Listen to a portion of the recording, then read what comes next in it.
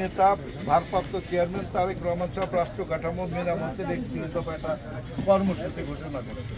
খুব ছোট্ট করে বলি আমি, সেটা হলো যে উনি তো গত 15 বছর নেতৃত্ব দিয়ে আন্দোলন সংগ্রাম করে একটা স্বৈরাচারকেই বাংলাদেশ থেকে পদত্যাগ করতে বাধ্য করছে, তাই না? অর্থাৎ হাসিনারে পদত্যাগ করতে। আপনি মনে করেন যে 31 দফার ভিত্তিতে বাংলাদেশ চললে এই বাংলাদেশ ভালো থাকবে, এই বাংলাদেশে আর কোনো স্বৈরাচার জন্ম হবে প্রতীক নিয়ে আসবে। আপনারা খালেদা জিয়ার জন্য দোয়া করবেন, তারেক রহমানের জন্য দোয়া করবেন, জিন্দাবাদের জন্য দোয়া করবেন। এই বাংলাদেশটা তোমরা কিভাবে গড়ে তুলবা, কিভাবে এই বাংলাদেশটা পরিচালিত হইলে আর স্বৈরাচারের জন্ম হবে না। আর বিশ্ববিদ্যালয়ের ডিগ্রি নিয়ে বাইরেবার পরে কি করবা তোমরা? চাকরির জন্য খুঁজবা না, ভালো চাকরির জন্য খুঁজবা।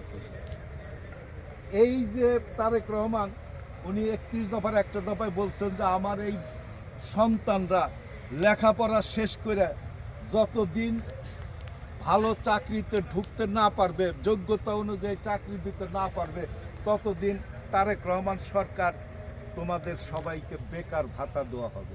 তোলার পরে বাড়িতে গিয়া এই 31 দফার সবগুলো দফা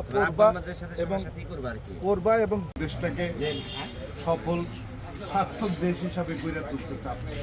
এই জন্য উনি আগামীতে বাংলাদেশের বিএনপি ক্ষমতায় আসলে কিভাবে বা কিসের উপরে দেশ চলবে।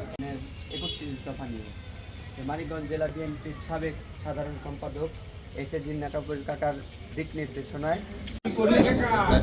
আমাদের দলের ভারপ্রাপ্ত চেয়ারম্যান জনাব তারেক রহমান, আপনারা নিশ্চয় জানেন আপনাদের সন্তানদেরকে নিয়ে 15 বছর আন্দোলন সংগ্রাম করে এই বাংলাদেশ থেকে একটা স্বৈরাচার সরকারকে পদত্যাগ করতে পারে। যুব সমাজ আগামীতে এই বাংলাদেশ গড়বে।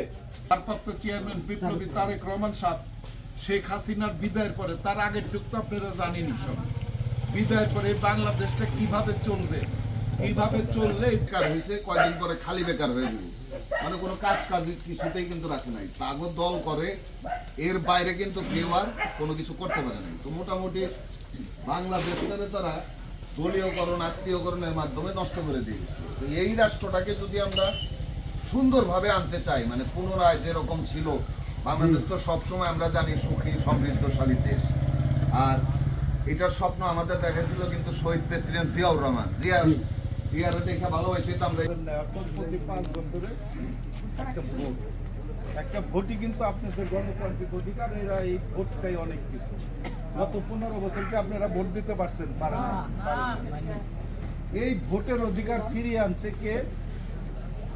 বিএনপির ভারপ্রাপ্ত চেয়ারম্যান বিপ্লবী জনাব তারেক রহমান। এই কাঠামোটাকে মেরামত করার জন্য ফ্যাসিস্ট আওয়ামী লীগ দুঃশাসনে এই দেশে আর কিছু রাখে নাই। আপনারা যদি ভালো থাকেন তাহলে আগামী নির্বাচনে ভোট কেন্দ্রে গিয়া তারেক রহমানের ধানের শীষে ভোট দিয়া জনাব তারেক রহমানকে বাংলাদেশ পরিচালনার সুযোগ দিবে। এতে কি আপনার কোনো আপত্তি আছে? ধন্যবাদ। আপনাদেরকে দোয়া করবেন, বেগম জিয়ার জন্য দোয়া করবেন।